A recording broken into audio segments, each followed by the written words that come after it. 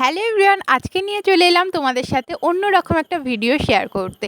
তো তোমরা কিন্তু আমার এই আর্টের ভিডিওগুলোতে অনেক অনেক ভালোবাসা দিচ্ছ, আর আমি তোমাদের থেকে এত ভালোবাসা পেয়ে মনে আরও উৎসাহ নিয়ে আর্ট করতে বসে পড়ি। তো দেখো, আজকে করব কুলোতে ডিজাইন। হ্যাঁ, এটা কিন্তু আমার ফার্স্ট টাইম।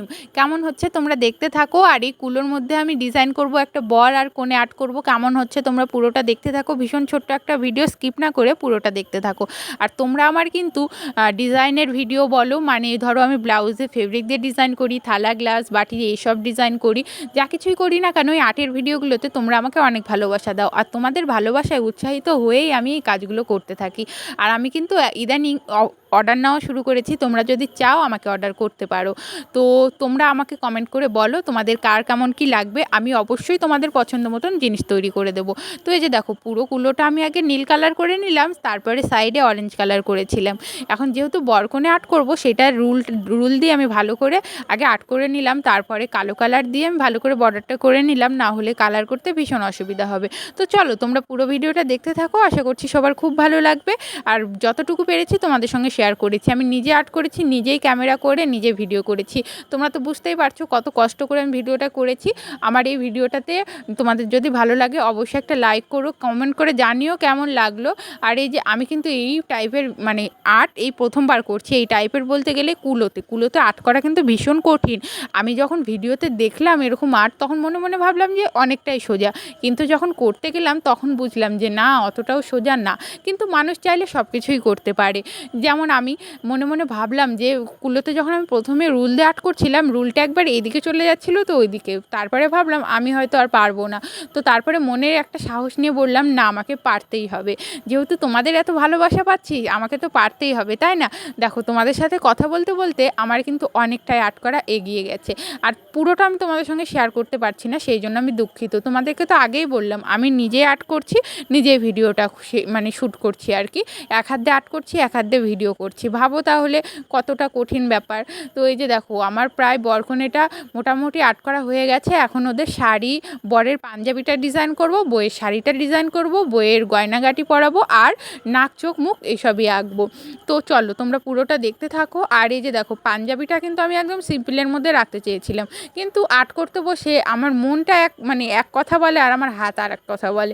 হাতটা যে আমার কীভাবে চলে। আর আমি কিন্তু যে ডিজাইনগুলো করি, হ্যাঁ, এই কুলোর ডিজাইনটা আমি ভিডিও দেখেই করছি, কিন্তু এই যে ধরো আমি যে বাদবাকি ব্লাউজ ডিজাইন করি, থালা বাসন ডিজাইন করি, এগুলো কিন্তু আমি আমার মন থেকেই করি।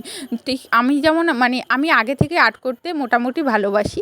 আমার যতটুকু মনে আসে ততটুকু দিয়ে আমি চেষ্টা করি করার। আমি কিন্তু কারো ডিজাইন কপি করি না। আমাকে একজন কমেন্ট করেছিলে যে আমি মানে কোথায় থেকে ডিজাইন দেখে করি।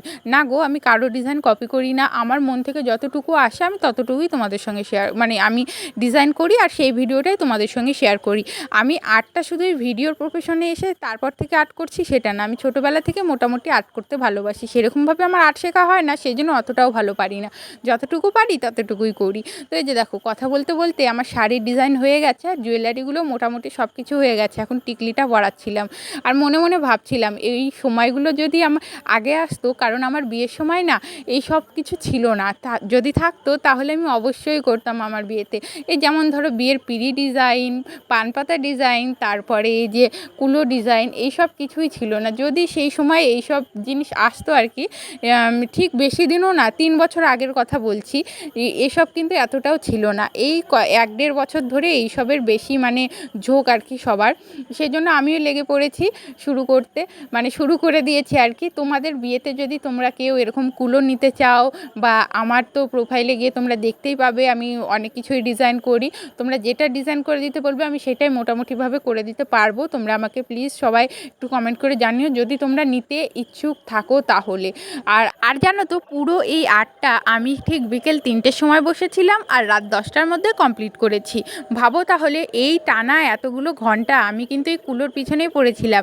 না এক ফোঁটা জল খেয়েছি, না অন্যদিকে তাকিয়েছি, সমানে এই কাজটাই আমি করে গেছি। তো যাই হোক, কষ্টের ফলও আমি পেয়ে গেছি। এই যে দেখো, রেডি হয়ে গেছে আমার কুলোতে বরকনে আঁকা। হালকা। কেমন লাগছে তোমাদের অবশ্যই কিন্তু একটা কমেন্ট করে জানিও। তোমাদের একটা কমেন্ট কিন্তু আমার কাছে ভীষণ দামি। যদি তোমরা নিতে চাও বললামই তো, কমেন্ট করে আমাকে বলো।